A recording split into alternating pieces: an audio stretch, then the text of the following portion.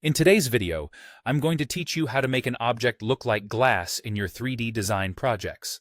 So, if you've ever wanted to achieve that stunning, transparent, reflective effect for your objects, you're in the right place.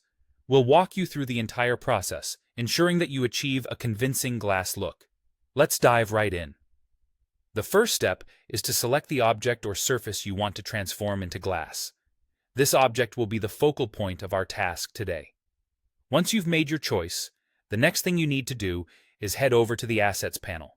Here, you'll be looking for a glass material. Now, you can choose from a starter asset or browse through Adobe stock if you're looking for something a bit more unique or specific. Once you have located your desired glass material, simply drag it onto your chosen object. This is the basis for our glass transformation. With the glass material now applied to your object, it's time to fine-tune its properties. Head over to the Properties panel, where we will set some key parameters to enhance the glass effect. First, adjust the opacity or transparency settings. You'll want high transparency so that the object appears truly see-through, mimicking glass. This step is crucial for achieving that authentic glass look. Next, let's talk about the metallic setting. Typically, you'll want to set this to 0 for glass, unless you are aiming for a metallized or chrome-like appearance, which is less common. Now, we move on to roughness. For glass, low roughness values are ideal.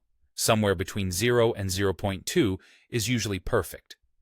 This ensures that the reflections on your glass surface are crisp and clear, which adds a lot to the realistic effect. Another important characteristic of glass is its index of refraction, or IOR.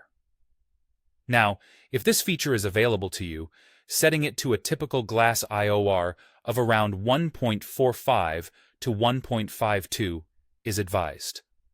Some tutorials might suggest experimenting with custom IOR values, and that's always an option if you want to try different looks.